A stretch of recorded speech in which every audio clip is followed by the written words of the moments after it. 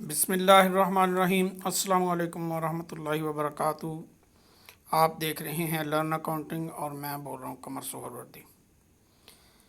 آج ہم financial accounting کے جو فنانشیل اسٹیٹمنٹ سے ریلیٹڈ کویشچنس تھے پاس پیپرز کے، ان کو ہم فائنلائز کر دیں گے، ختم کر دیں گے۔ یہ 2019 کا کویشچن ہے۔ یہ تھوڑے پچھلے کویشچنز سے ہٹ کے ہے ان ٹرمز کے جو انہوں نے ٹرمینالوجی یوز کی ہے یہاں ٹرائل بیلنس میں، وہ ذرا ڈیفرنٹ ہے۔ فار ایگزامپل ڈیپریسیشن ریزرو ہے، یہ کنفیوز کر سکتی ہے، ٹھیک ہے۔ بہرحال یہ ہم ریزرو ہے تو اس کو ہم لائبلٹی میں ہی لکھیں گے، اور ہمارے میتھڈ میں یہ کلیئر بھی ہو جائے گا کہ یہ ہے کیا چیز۔ اور باقی اس میں اس سائڈ پہ تو اور اسٹاف پروویڈنٹ فنڈ ہے، یہ بھی لائبلٹی ہوتی ہے۔ ایک فنڈ بنا دیا جاتا ہے، فنڈ کا مطلب ہوتا ہے کہ میوچل لوگ مل کے ایک جگہ پیسہ پول کرتے ہیں، ان کو کہیں انویسٹ کرتے ہیں، تو جیسے جیسے کوئی ریٹائر ہوتا ہے تو اس میں سے ان کو پیسے ملتے رہتے ہیں، اور ان کے پیسے جو فنڈ اکٹھا ہوا ہوتا ہے اس کے اوپر جو ریٹرن ملتا ہے وہ بھی اس میں جمع ہوتا رہتا ہے، کمیٹی کی طرح سمجھ لیں۔ اس سائڈ پہ دیکھیں تو نارمل چیزیں، انکلیمڈ ڈیویڈنڈ ایک قسم کی لائبلٹی ہے، ہماری کرنٹ لائبلٹیز میں آئے گی۔ Trade creditors, building purchase, cell, manufacturing, establishment. Establishment آپ پریلیمنری ایکسپینس کی طرح دیکھ لیں، ٹھیک ہے نا، کہ پریلیمنری ایکسپینسز جو ہیں ان کو جب کمپنی اسٹیبلش ہوئی تو اس کا انہوں نے نام رکھ دیا، نام تو کچھ بھی رکھا جا سکتا ہے۔ جنرل ایکسپینسز ہوتے ہیں، جنرل چارجز ہیں، اور کوئی خاص فرق نہیں ہے۔ یہاں تھوڑا سا فرق اور ہے، دی کلوزنگ سٹاک آ گیا، نارمل ہے۔ ڈیپریسیشن پرسنٹیج وائز اور چیزوں کے حوالے سے نہیں دی ہے کہ جی فلاں چیز پہ اتنی، فلاں چیز پہ اتنی۔ ڈیپریسیشن جو ہے وہ اوور آل ایک لم سم اماؤنٹ دے دی ہے آف بلاک، ٹھیک ہے، for depreciation of block. Block مین سارے فکسڈ ایسٹ کے لیے 10,000 اکٹھا ہی، اور 15,000 ہے companies contribution to the provident fund, یہ علیحدہ ایک ایڈجسٹمنٹ ہے۔ انٹرسٹ ایکروڈ آن انویسٹمنٹ، ٹھیک ہے، یہ ہمیں انٹرسٹ پہلے ایک دیا ہوا بھی ہے، یہ دیکھیں انٹرسٹ آن انویسٹمنٹ، ٹھیک ہے، ادھر ٹرائل بیلنس میں دیا ہوا ہے، ٹھیک ہے۔ انویسٹمنٹس ہیں یہ، اور یہ انٹرسٹ ہے کریڈٹ، یہ ہماری انکم ہے، ٹھیک ہے۔ تو یہ مزید انٹرسٹ ہمیں آیا نہیں ہے، ابھی آئے گا، ٹھیک ہے۔ تو یہ بھی ہماری انکم میں آ جائے گا، اور ایسٹ ریسیویبل ایسٹ جو ہے، انٹرسٹ ریسیویبل ہمارا ایسٹ بن جائے گا۔ اسٹیبلشمنٹ انکلوڈس 6,000، جو اسٹیبلشمنٹ کے ایکسپینسز ہیں ان میں 6,000 جو ہے وہ شامل ہے ان صاحب کا جو مینیجر ہم نے رکھے ہیں، ان سے ہمارا ایگریمنٹ ہے کہ ہم انہیں 5% پروفٹ میں سے دیں گے یا 10,000 دیں گے سالانہ، ٹھیک ہے، یعنی 5% اگر زیادہ بنے گا تو وہ ملے گا، نہیں تو 10,000 تو ملے گا ہی، ٹھیک ہے۔ تو اس سے کیا ہوگا کہ ہم اسٹیبلشمنٹ کے ایکسپینس جو ہیں انہیں تھوڑا کم کر دیں گے، اور 6,000 جو ہے اس کو ہم ایکسپینس آؤٹ کر دیں گے، اور 4,000 جو ہے وہ مزید پروفٹ اینڈ لاس میں سے نکال دیں گے، ٹھیک ہے۔ یہ ہمارا اس کا دونوں کی ایڈجسٹمنٹ ہوگی۔ یا دوسری ایڈجسٹمنٹ یہ ہو سکتی ہے کہ اسٹیبلشمنٹ کا جو ایسٹ ہے اس میں 4,000 مزید ڈال دیں، 6,000 دے دیا ہوا ہے تو 4,000 اور دے دیں، کیونکہ ہمارا جو پروفٹ ہے وہ 5% جو ہے وہ کم آتا ہے، مطلب کریں گے تو ہم وہیں جا کے ڈیسائیڈ، لیکن ہم پھر اس طرح کی جو ایڈجسٹمنٹ ہے اس کو فی الحال پینڈنگ کر دیتے ہیں، اپنی ایڈجسٹمنٹ کی لسٹ میں لسٹ کر لیتے ہیں۔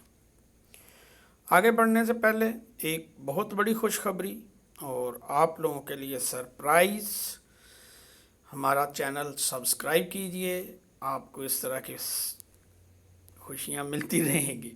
یہ دیکھیں 2018 کا جو کویشچن تھا ہم نے 17 تک کر دیے، وہ 2014 میں بھی آ چکا ہے، وہ آپ وہ دیکھ لیں، یعنی 2014 اے جو ہے پاس پیپر کا وہ سیم ہے، 100% سیم کویشچن۔ 2018 کا جو سیکنڈ ٹائم کا کویشچن ہے وہ 2017 کا جو فرسٹ ٹائم کا ہے 2017 اے وہ سیم ہے۔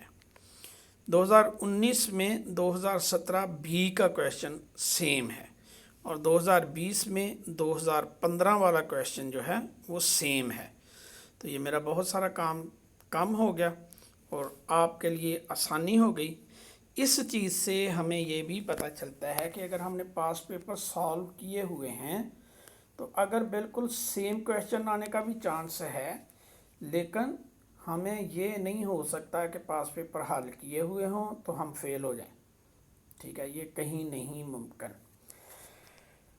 آگے چلتے ہیں، ہم نے حسب معمول اپنا ٹرائل بیلنس جو ہے، یہ خاص طور پہ اس طرح کا جو ٹرائل دیا ہوا تھا اس میں یہ بہت اہم ہے۔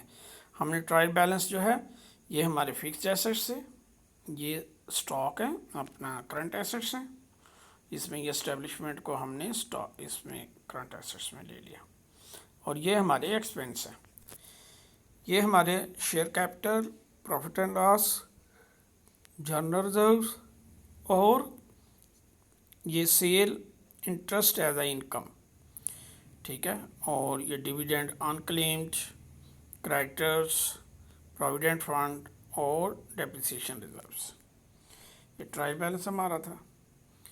ادھر ہم اگر ایک نمبر پہ ہے کلوزنگ سٹاک، دوسرے نمبر پہ تھی ڈیپریسیشن، دوسرے نمبر میں ہمیں ڈیپریسیشن اوور آل مطلب بلاک کی ہے، صرف مشین کی نہیں ہے، اور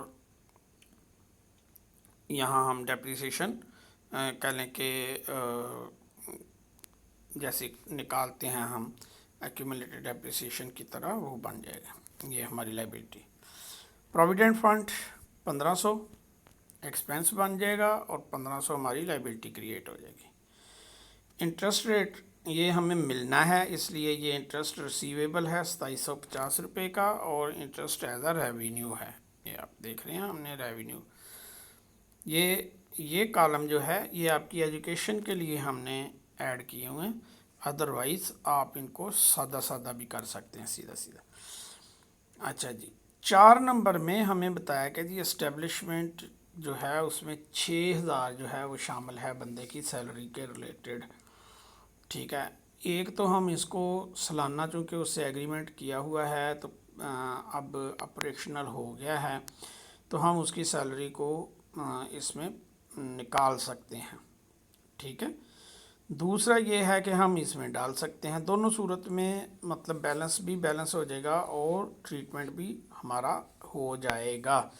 ابھی ہم نے اس کو یہ کیا ہے کہ یہ ایسٹ کو کم کیا ہے اور اس کو ایکسپینس کر دیا، اگر ہم یہ انٹری نہ کریں، یہ انٹری نہ کریں تو ہمارا کیا ہوگا کہ ہم 4000 سے اپنا پروفٹ جو ہے وہ کم کریں گے اور اسٹیبلشمنٹ ایسٹ میں 4000 مزید ایڈ کر دیں گے، ٹھیک ہے، سمپل ہے نا، تو وہ بھی ہو سکتا ہے، لیکن ہم نے یہ کیا ہے کہ ایکسپینس کر دیے، اس کو بھی ایکسپینس کر دیا، یہ ایسٹ کم ہو رہا ہے اور ادھر ایک سیلری پیبل لائبلٹی کریٹ ہو رہی ہے۔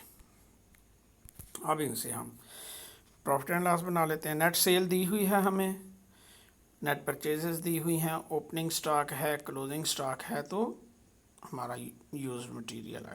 مینوفیکچرنگ ایکسپینس لمسم دیے ہوئے تھے اور یہ ڈیپریسیشن ہے، ٹھیک ہے، اوور آل بلاک کی ہی ڈیپریسیشن ہم نے یہی چارج کر دی، تو یہ ہمارا گراس پروفٹ نکلا ہے۔ اب گراس پروفٹ میں سے ہم نے جنرل چارجز نکالے ہیں، ڈائریکٹرز فی نکالی ہے، اور پروویڈنٹ فنڈ جو ہے وہ ایڈجسٹمنٹ میں سے ہم نے لیا ہے وہ نکالا ہے، یہ ہمارا نیٹ پروفٹ آ گیا۔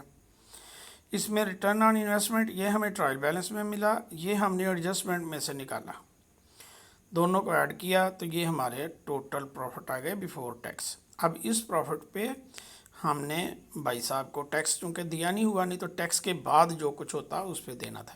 اس کا 5% کتنا آئے گا؟ 5% का आसान तरीका ये होता है कि 10% इधर से राइट साइड से एक डिजिट छोड़ के डेसिमल लगा दें। 10% बनेगा 6,758 और 5% 6,700 का आधा 3,500 रुपया 3,500-3,600 रुपया बनेगा। ठीक है, तो वो 10,000 से कम है, तो इसका मतलब है कि 10,000 हमें देना पड़ेगा। तो 6,000 हम दे चुके हैं, लेकिन अब हम प्रॉफिट में से उसको लेस कर रहे हैं। ठीक है, और दूसरा इफेक्ट हम एसेट में से लेस कर रहे हैं। तो ये जो है ये डाउटफुली इसको कह लें कि इग्नोर भी किया जा सकता है इस एडजस्टमेंट को। ठीक है, ये एडजस्टमेंट पैरेलल करनी पड़ेगी कि 4,000 का हमने एक्सपेंस जो है या प्रॉफिट जो है वो कम करना है, और दूसरी तरफ हम या तो इसको जो है इसमें से प्रॉफिट में से निकालेंगे या इसको एसेट में डाल देंगे as a debit, but as a credit इसकी लाइबिलिटी बनेगी। तो ये एक मस्ट एडजस्टमेंट है। ये एक लाल बत्ती भी हो सकती है, उसने जिक्र कर दिया है, हमने एक ट्रीटमेंट कर दिया। इसको कर दें तो हो सकता है, ना कर दें तो नहीं भी होगा, तो कोई इशू नहीं है।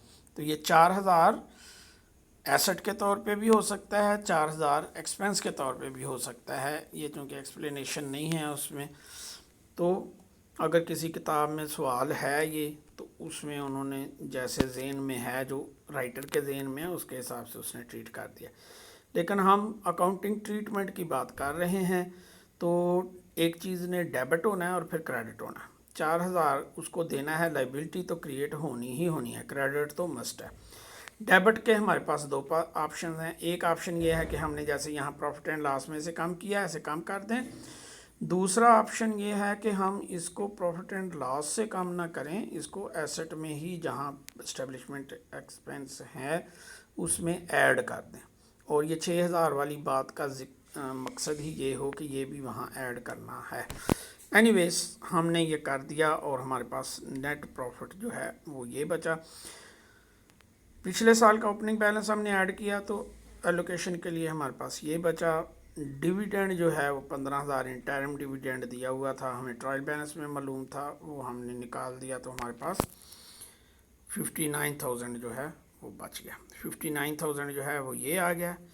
बाकी ये पूरा ब्लॉक था, इसमें से हमने इसका टोटल ये है, इसमें से हमने ये डेप्रिसिएशन कम कर दी। ये एडजस्टमेंट नंबर 2 है, तो ये नेट एसेट्स आ गए।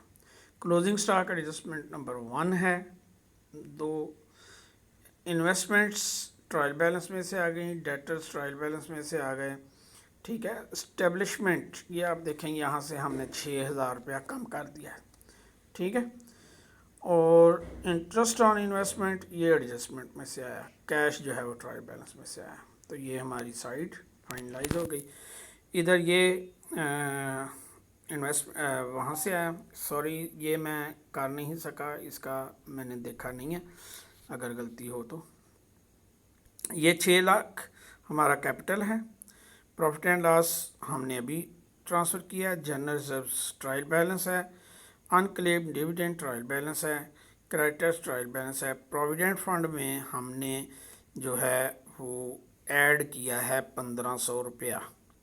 ठीक है, डेप्रिसिएशन रिजर्व्स में जो है वो सेम है, और ये है हमारा रेम्यूनरेशन 4,000 की जो लाइबिलिटी हमने क्रिएट की है वो ऐड की है, तो हमारी बैलेंस शीट बैलेंस हो गई है।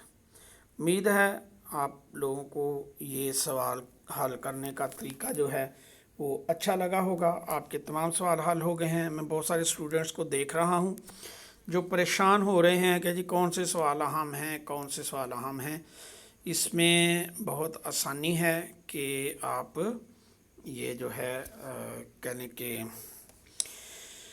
सवाल जो हैं वो जैसे पेपर एनालिसिस दिया हुआ है हमने उसमें देखें, और जो चैप्टर्स आप सिलेक्ट करते हैं 5-6 चैप्टर्स उसमें से मैंने सेलेक्ट किए हैं, तो पास पेपर जो हैं उनके लेक्चर्स देख लें, आपका इंशाल्लाह मसला हल हो जाएगा। फ़िलहाल इजाज़त दें, अल्लाह हाफ़िज़।